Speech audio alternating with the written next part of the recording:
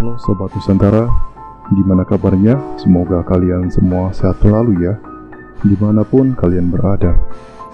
Balik lagi bareng aku di Sisi Gelap Nusantara, tempat dimana kita bakal bacakan cerita-cerita mistis, misteri dan pengalaman horor yang siapa tahu aja bisa terjadi juga di sekitar kita. Dan untuk cerita kali ini, kita akan bacakan kisah dengan judul Kosan Ladang Tumbal. Buat kalian yang lagi nonton sendirian, siap-siap, karena cerita kali ini bakal bikin bulu kuduk berdiri. Jadi, jangan lupa matikan lampu, pasang headset kalian dan nikmatin ceritanya. Tanpa perlu lama-lama, kita langsung masuk saja ke ceritanya.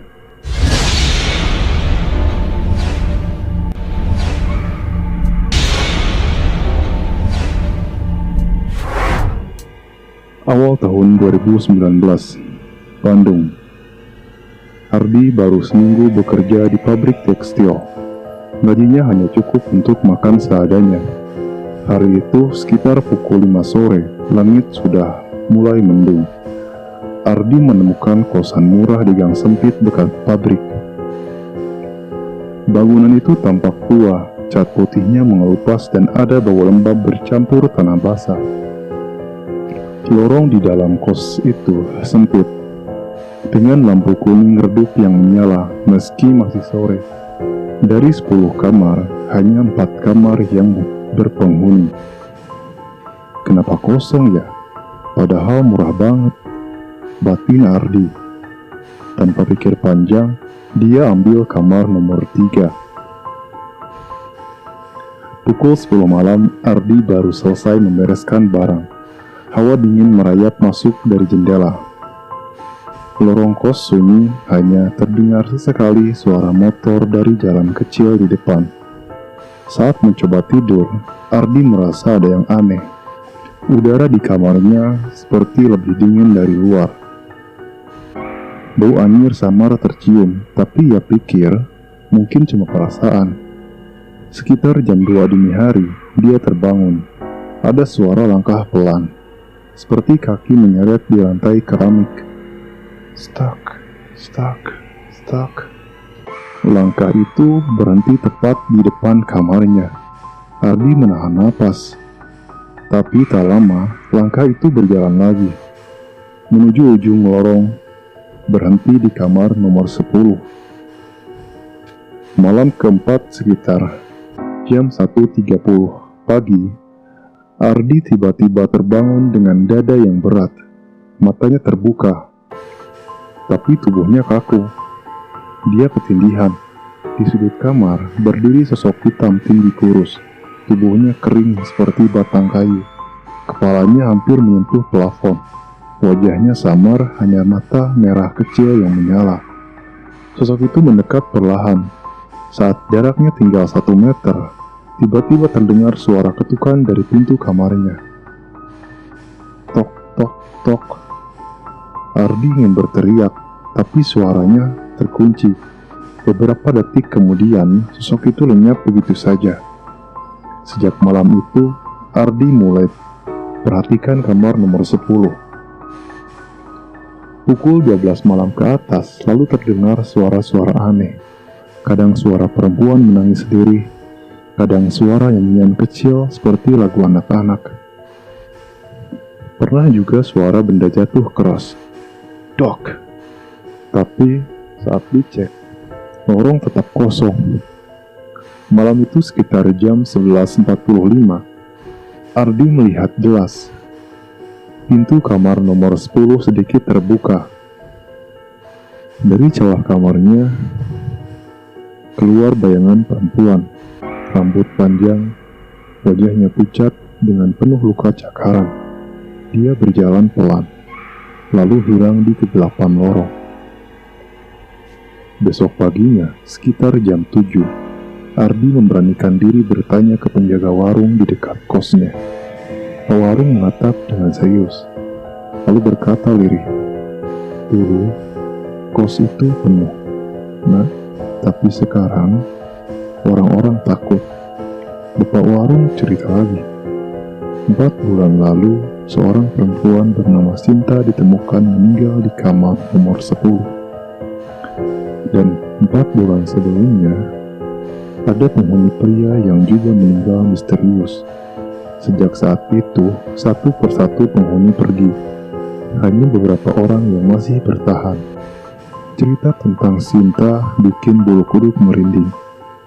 Hari itu, Ajeng, teman dekat Sinta, sadar sudah 3 hari tidak melihatnya keluar. Dia ketok pintu kamar nomor 10, tidak ada jawaban. Pukul 9 malam, Ajeng bersama beberapa teman kos mendobrak pintu. Tapi sebelum itu, seorang penghuni pria intip lewat ventilasi. Dia melihat Sinta tidur di ranjang. Tapi ada bau busuk yang sangat menyengat. Saat pintu terbuka, Sinta sudah meninggal. Tubuhnya penuh bekas cakaran. Matanya melotot, kuku-kukunya berdarah, seperti habis melawan sesuatu. Sejak saat itu, kamar nomor 10 selalu dikunci. Bapak warung lalu menambahkan, bisikan rumor. Ibu kos punya toko kelontong. Setiap kali ada yang mati di sini, toko itu selalu laris. Dagangannya nggak pernah habis, meskipun ramai pembeli. Ardi terdiam. Dia ingat, sekarang sudah 4 bulan sejak kematian Sinta. Apakah waktunya tumbal baru sudah tiba? Malam itu, hawa di kamar Ardi semakin dingin. Bau busuk seperti bangkai makin sering tercium. Sekitar jam 2 dini hari, Ardi kembali dicekik sosok hitam kurus. Lehernya nyaris patah. Matanya berkunang-kunang. Tiba-tiba muncul sosok perempuan di samping ranjang. Sinta. Rambut panjang menutupi wajahnya. Tubuhnya penuh luka. Tapi tangannya menepis makhluk itu hingga menghilang. Sejak malam itu, Sinta sering muncul di mimpi Ardi, memperingatkan bahwa waktunya hampir habis. Malam itu, tepat pukul 11.45, Ustadz yang dipanggil teman Ardi datang ke kosnya. Namanya Ustadz Karim. Tubuhnya kurus, wajahnya tenang, tapi sorot matanya tajam sekali. Begitu melangkah masuk ke lorong kos, Ustadz Karim langsung berhenti. Tempat ini sangat kotor. Ada sosok besar yang bersemayam di sini. Semua penghuni yang tersisa, Ardi dan 3 temannya langsung merinding. Hawa di lorong semakin berat. Udara dingin sampai menusuk tulang. Dan lampu redup berkedip-kedip seperti mau padam. Tepat jam 12 malam, ritual dimulai. Ustadz Karim duduk bersila di tengah lorong, menyalakan dupa kecil, lalu mulai melantunkan doa dengan suara lantang.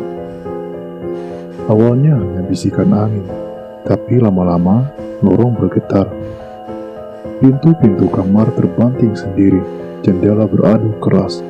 Lalu dari ujung lorong muncul sosok itu, makhluk hitam kurus, setinggi hampir 3 meter, kepalanya menunduk, matanya merah menyala, mulutnya terbuka lebar dengan suara raungan panjang.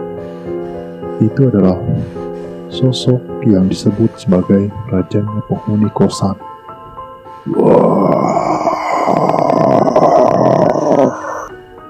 Suara teriakannya membuat telinga berdenging. Makhluk itu melompat menyerang. Tubuhnya seperti kabut pekat, tapi kuku-kukunya panjang seperti belati. Ustadz Karim tetap melantunkan doa. Tangannya terangkat, dan makhluk itu terpental mundur. Namun serangan tidak berhenti. Makhluk itu menyambar lagi, kali ini lebih cepat. Cakar hitamnya hampir merobek dada Ustadz. Tapi doa-doa terus menahan serangan itu. Tubuh Ustadz bergetar hebat. Napasnya terengah sampai akhirnya Ustadz Karim tiba-tiba muntah darah di lantai. Darah segar berceceran, membuat Ardi dan teman-temannya panik. Cepat, cari sumber kekuatannya, teriak Ustadz Karim dengan sisa tenaga. Ardi dan dua temannya segera berlari ke kamar nomor 10. Kamar yang sudah lama dikunci. Dengan kaki gemetar, mereka mendobrak pintu itu. Bau busuk menyengat langsung menyeruak keluar.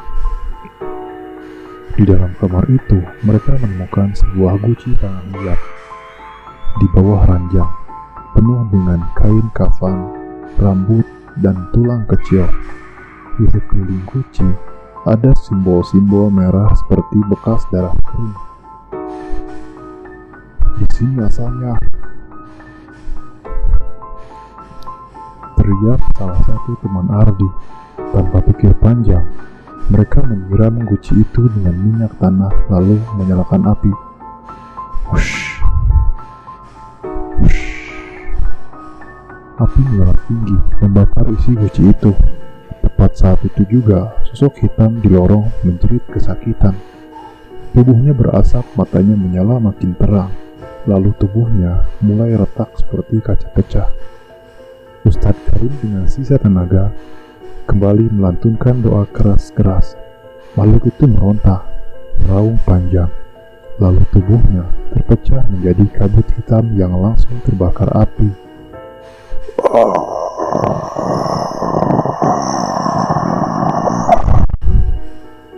Jeritan terakhir itu bergema ke seluruh kos.